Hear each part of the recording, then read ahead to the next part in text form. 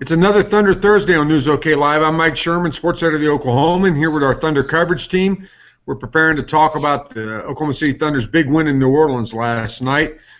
Joining us from the Panic Room for one of the last times, 9000 North Broadway, beat writer Anthony Slater. Will there be a Panic Room downtown? There very well may be. Hopefully there won't be a lot of panic. From his automobile somewhere, where are you, Darnell? Oklahoma City. Just back from the Big Easy, Thunder beat writer Darnell Mayberry. This. I got here. This. From our home in Oklahoma City, I wasn't there. Miss Jenny Carlson. Hi, those voices are usually here at my house, not at Barry's. Neens! I got Neens with me. Can you say hi, Neens? Hi, Neens. And from his home in Norman, columnist Barry Trammell. A reminder, Thunder Thursdays are brought to you by our good friends of Wheeler Chevrolet. Take that drive down I-40, save yourself some time and money. This Thunder Thursday, we're all remote. Part of that's due to our move downtown.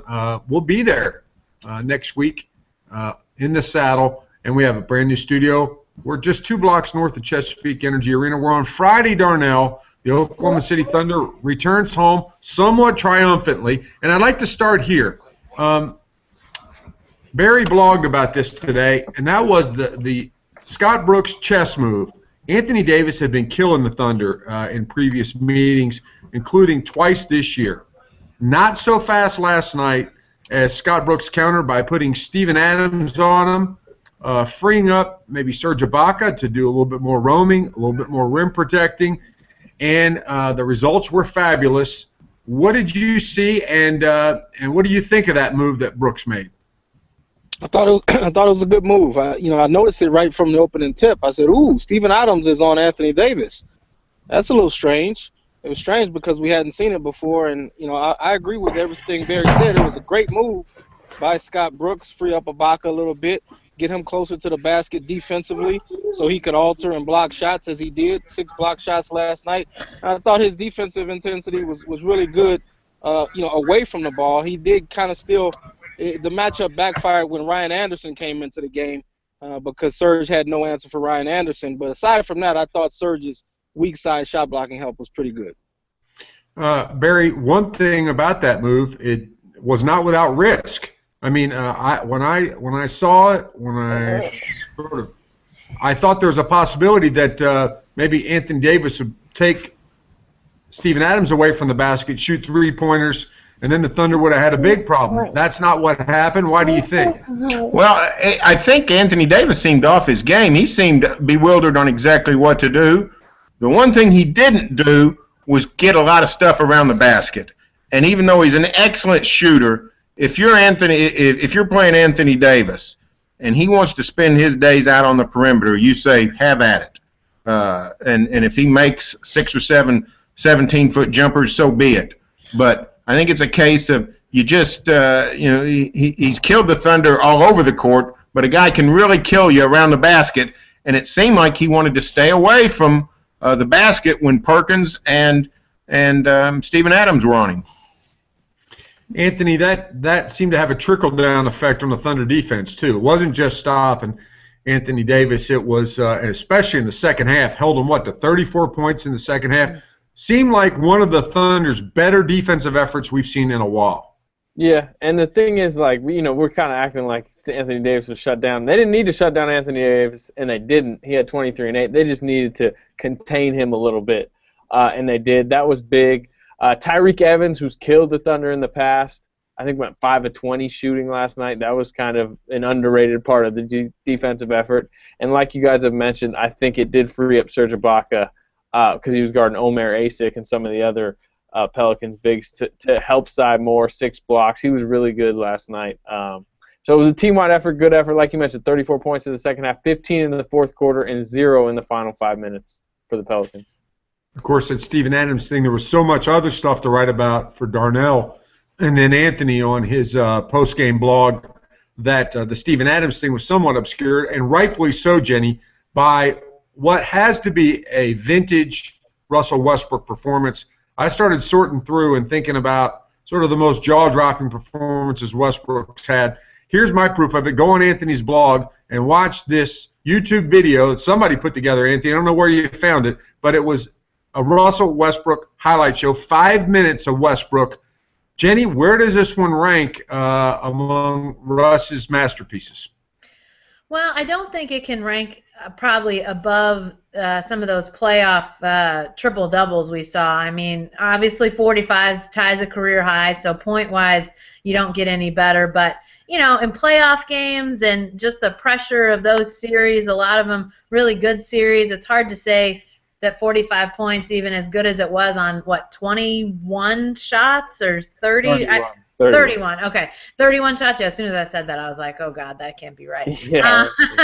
That would talk about a night. But still, even at that, 31 shots, as good as that is, those triple-doubles in the playoffs, I mean, that run he had of triple-doubles there for a while, it was unbelievable to be in games like that and to do what he was doing. Stuff that, you know, when you look at the guys that have been able to accomplish that, you know, you're talking about, you know, the Michael Jordans and the Larry Birds of the game. It just didn't happen very often in the playoffs that you had those type of consistent triple-doubles. So I won't put it above those, but, you know, not having Kevin Durant out there, obviously, that was impressive because of what he was able to do without that sidekick that Durant is so often, and that helped that take some of the defensive pressure away from Westbrook. It was great. It was the kind of performance I think we've been wanting to see, not only from Westbrook but by extension from this team against another team that looks playoff bound, a team that the Thunder's going to have to leapfrog to get to the playoffs. It was that kind of performance, and now you just want to see him do it again, see Westbrook do it again, see this team do it again, and lo and behold, they get a chance to try to do it again against the Pelicans on Friday night. Darnell, maybe it wasn't a play. Of course, it wasn't a playoff performance. He did something like this in the NBA Finals once. However, as far as aesthetics, as far as just, you know, so much to watch, it was a feast of for the basketball eyes. I wanted to know where you sort of land this in the Russell Westbrook performances. He didn't like it. If you shoot 31 times, you should be able to score 45 points. Period. I'd say if you shoot 31 times, you should score at least 31 points. I don't know about 45. I mean, that's really good. 18 to 31 is a great percentage. Very good. Shoot a ton if you're going to make a ton. He was making them, too. That was impressive. Barry, as a chronicler of Westbrook's excellence, where do you land this one? Well, I mean, I don't know. I doubt it's one of his 5 best, but it may be in his top 10. How's that? How about this? I don't think it was his best game in the last 2. Last 2 what? The last 2 games. I think his triple-double on the Magic, I know it was the Magic. Oh, you got to be kidding me, AC Slater. He's playing the Magic.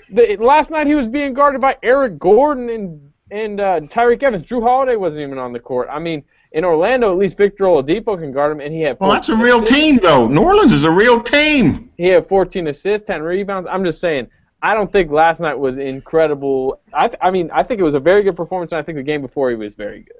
Considering the stakes? Considering the stakes?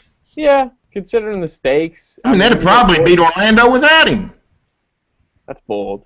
What do you mean What do you mean it's bold? They only won by 7, Barry. Yeah, but I mean, they were messing around.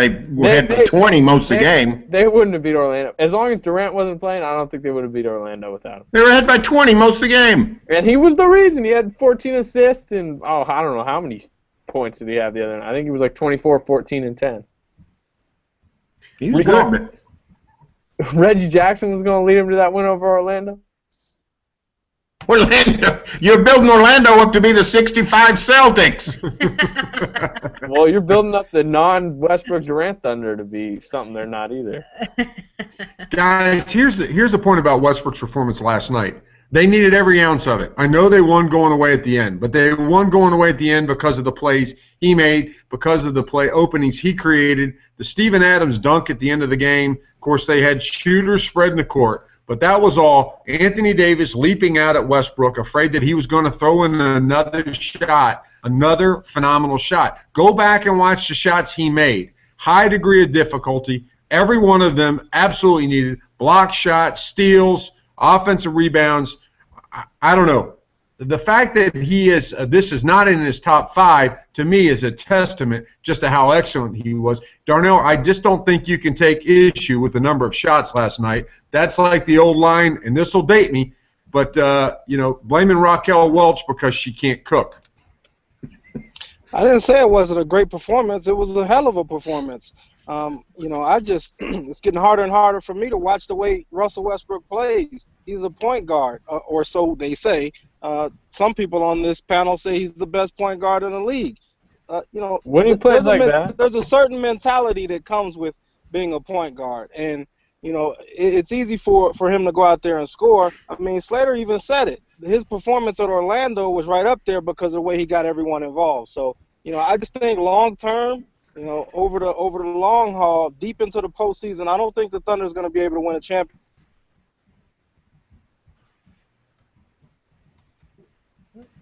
We lost him. And it's a good thing. It was a dang good thing. Hey, can we take a? He's still going. How about this? Somebody on this panel likes Russell Westbrook, and I think it's me. Hey, can we backtrack a second? Hey, Anthony, do you know who Raquel Welch is? No.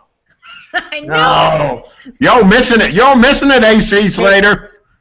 Can y'all hear me? Now we can. He had 25 points in the first half, and they were down by 6 at halftime. So, at some point, people are going to wake up and start to realize. Yeah, man, I wish he'd only scored 12. Then they'd have been down 19. At some point, people are going to start to actually analyze the game instead of just rooting for scores and points, and realize that long term, that's not what's best for the Thunder if they want to win a championship. He's got to get everyone involved. He did a better job of that in the second half, which no one's talking about. He had 1 assist at halftime. Steven Adams led the team with 2 at halftime, and but it was great. He had 25 points on 9 of 12 shooting, whatever it was. So, kudos to him. Yeah, I guess he'd have been better off going 3 for 3. Here's the question I have about Russell Westbrook. And Barry, we talked about this a long time ago. He's actually broken the mold for point guards. I'm not saying that mold doesn't exist, that there's not a need for it, but hey, it has who's got the best record in the league? Hawks. Well, Warriors. I think the Warriors do now, but anyway, in the West, Golden State. Their point guard, you know what he did last night? He outscored Russell Westbrook. What say you, Darnell? That's great. You got 1 game to point to. I'm happy. Happy for you. You don't look happy. You don't look happy at all. I was being facetious. You look about as happy as Russell Westbrook. Or Jeremy Lamb at the end of the game. Yeah, I couldn't open the vine. How did he look after the game?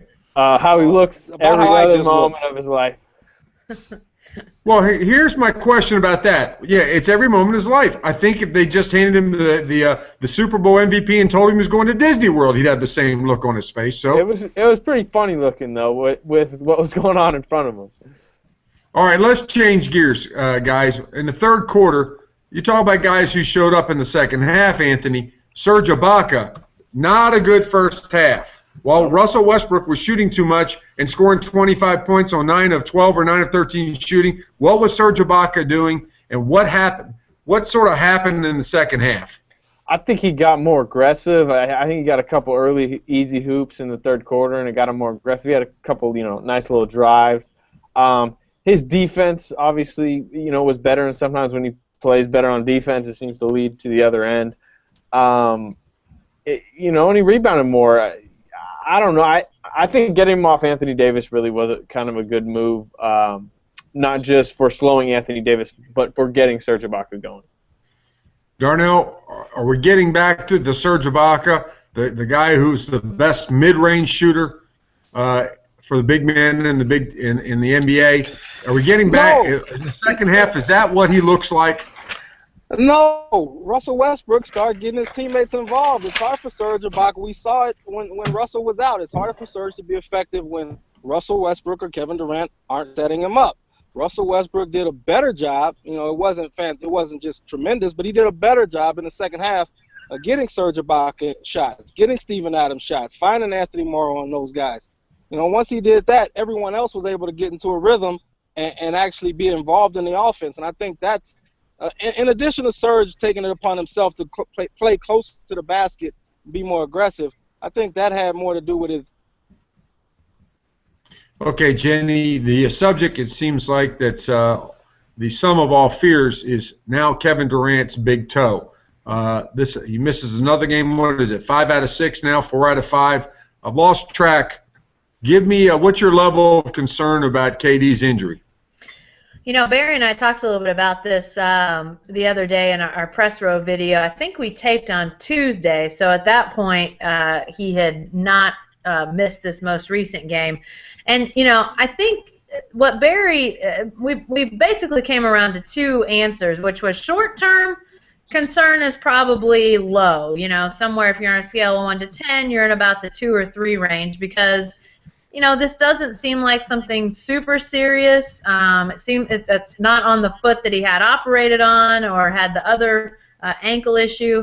But if you look more long-term, it may be more concerning as you think about it long-term. Here's a guy who's 6'10", 6'11". He puts a pounding on his wheels, and they're starting to break down a little more often. So if you think about it sort of big picture, more long-term, that becomes a little more problematic that he's had now 3 different issues, although in the grand scheme of things minor, with his feet just this season. That it's not like he's going to stop running. He's going to stop putting stress on those bones and ligaments in his feet. It's just going to continue. So I think if you think about it more big picture, it becomes even more problematic. But keep missing more and more games in the short term becomes more problematic too. Anthony, Jenny brings up the idea, can the Thunder afford to keep resting Kevin Durant and still keep advancing in its hopes of getting into the playoff picture? Yeah, if they play like they did last night. But, I agree with Jenny kind of on both long-term wise that, this is kind of becoming a chronic thing. But short-term, he played in Memphis on this injury. I think he can play through it right now, but it was clearly hurting him in that game. He still played okay in the game, but it was clearly hurting him. I think he could play on this, but I just think they want to get it healed. I wouldn't be surprised if they sit him a few more games, maybe sit him through the All-Star break. I think something to watch is, will he play in the All-Star game? If they're really concerned about, getting to this playoff thing, he should take the All-Star break off, even if he comes back and plays a couple games before it. He needs that week off. So that's something to watch moving forward, especially, concerning their playoff hopes. Very little ironic, KD sat out Team USA, backed out of that after Paul George's injury. Then enters the season with the Jones fracture, sits out several weeks due to that, and now all of a sudden here comes this big toe injury. Should he sit out the All-Star game, just the same way he made the choice of not playing for Team USA? I'll vote yes. Why not? I don't see what a downside to that would be. He can sit it out, and Damian Lillard could go play, and maybe he'll pull a hamstring or something. Best thing that could have happened to the Thunder is if Durant and Westbrook got snubbed out of the All-Star game, got them really mad. Both of them were able to sit at home and rest during the All-Star game and just stew about how they weren't involved. Instead, both of them, which I didn't agree with, by the way. I know we haven't really talked about All-Star. I don't think Durant should have made the All-Star game, but hopefully he sits for the Thunder's sake. You don't think Durant should have made the All-Star game? No, not playing less than half the games this season when Damian Lillard's, his Portland team. I look at the All-Star. If he gets voted in, then the fans vote him in, and it's a popularity thing. But as a reserve, picking reserves, I really don't think he should have made it. He's played less than half the game. He hasn't had near the impact as guys, DeMarcus Cousins. His team's bad, but he's played more games. And then definitely Damian Lillard. Portland's sitting there, what are they, a top 4 seed? He's played almost every game. So you look upon the game as the all who's been great for 50 games game. For the midseason All-Star game, who's been an All-Star game this season? Yeah. Who's been an All-Star this season? Yes, that's what it is in my mind. That seems goofy to me. Well, it's hard enough to watch if you don't have the biggest stars there. Well, I'm just saying. If you're not going to have the biggest stars there, all stars. Do you think Kobe Bryant should make it? No, because I think that He's one of the biggest stars. He's one of the most popular guys. but he's on the down. He's well on the downside, and Kevin Durant's not. Durant's had some bad breaks, missed a bunch of games with an ankle sprain and whatever else. He doesn't deserve to be. But he's still an all-star. What he's done this year. Just like putting 17 Atlanta Hawks on the All-Star game is a joke. Or the players of the week. Darnell should Players of get the month, for that matter.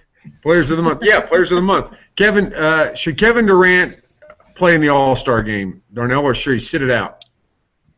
You know, I think at this point, obviously, he's got to sit it out. And let me just qualify this by saying it's the All-Star game. It's not like he's going to be out there putting a ton of pressure. It's not like they're going to be playing defense. And he can play in it and play 10, maybe even 15 minutes, and then go sit down. 10, 15 minutes is not going to kill him. Get up and down, shoot 2 threes, and then sit down. Throw a couple alley-oops to Russell Westbrook, give the fans what they paid to see or what they want to see on television. It's not going to kill him to play 10, 15 minutes, but I think he should sit down and just rest. In fact, I think he should sit these next 4 leading up to the All-Star break and rest up as much as he can. You know, even if the Thunder doesn't do well in these next 4 without him, if they choose to sit him, it's not like the season's over. So they still got time to catch Phoenix, catch New Orleans. You know, they showed that they can beat the Pelicans last night at their place. Who knows? He gone. Hey, Jenny, get your vote in. Should KD play or sit All-Star game? I would say sit.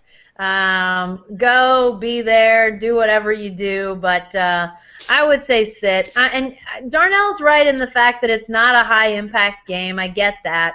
But I just think any risk that you're, getting out there with 9 other big guys who get moving fast and running hard and, who knows, somebody steps on a foot or he lands awkwardly and suddenly sitting out 4 games before the All-Star, 4 more games before the All-Star break, you just set yourself back. So I'd keep yourself out of harm's way. If it's serious enough to have missed this many games thus far, I would say don't screw around with getting in a glorified intramural game. Okay, Anthony, let's start with this next stretch the Thunder's got coming up. Of course, Friday night at home against New Orleans, but then a Sunday afternoon ABC game against the Clippers, Monday against Denver, Wednesday with Memphis, and there's talk. Darnell suggested that KD set these out. Those are 2 games against Western Conference contenders. 3 games against Western Conference contenders, and then a home game against a team that they should beat. What's the Thunder need to do during this stretch, and can it afford to rest KD for it? I think it can afford to rest KD because I think they can get wins. One thing we got to know, or at least identify with this team, is they've actually been really good at home. I believe they're 11-2 when Westbrook is in the lineup at home and 7-0 when Durant is. So they'll be favored against the Pelicans. They'll probably be favored against the Clippers and Grizzlies at home because it's at home. You'd definitely like to have Durant in that game, but if you don't have Durant, I think they can win 2 out of 3 of those home games, and then they should be able to beat Denver on the road, regardless of Durant in the lineup, because they're just a disaster right now. I believe they lost to the Knicks or somebody the other night. So I think 3-1 is reasonable, and the Thunder should try to get out of the stretch 3-1 with or without Durant. Okay, Barry, what do you say? If Durant's going to sit out the All-Star game, should he just sit out the next week leading up to it? Well, I'd need to know his medical report. I mean, what exactly is wrong? If it would help to get his feet up for 2 weeks, then sit him down. But if he's able to go, I mean, I don't really recommend throwing away games at this point.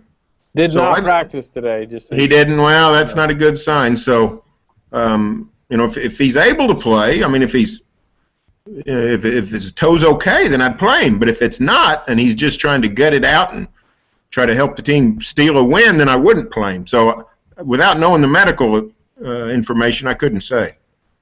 Darnell, the watch. The Thunder is still I think I had you there for a second. Darnell, can you hear me?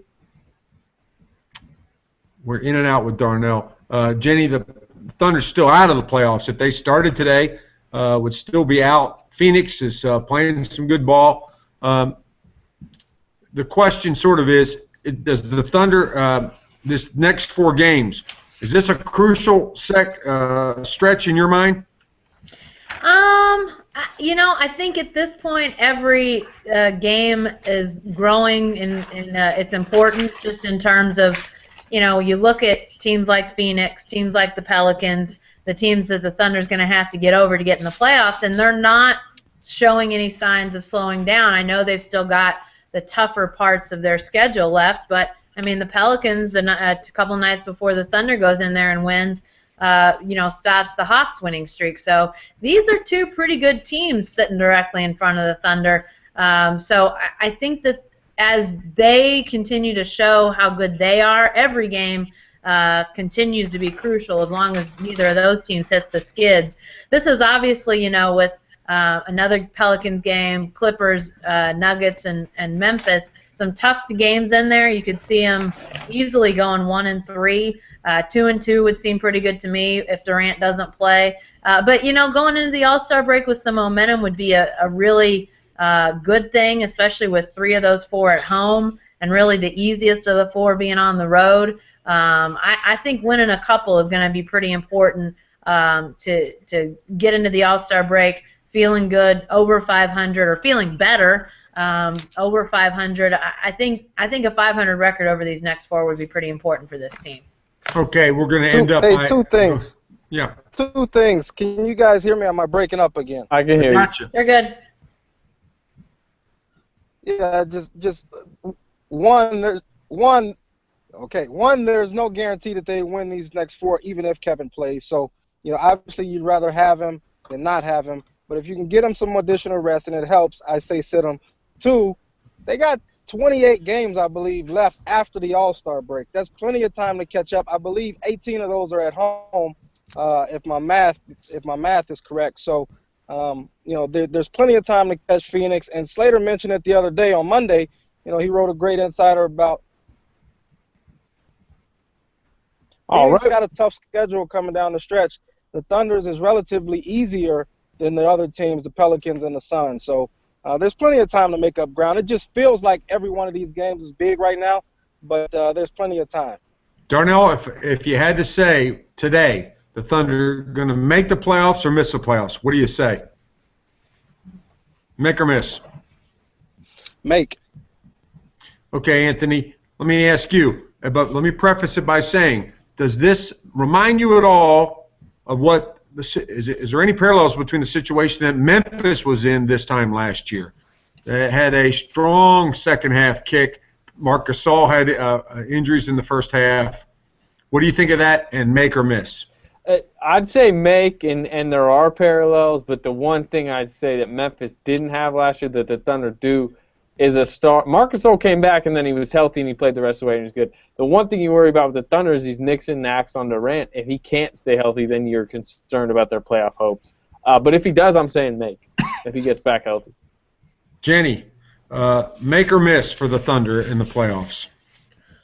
I'll go make. I'm an optimist. I'll go make.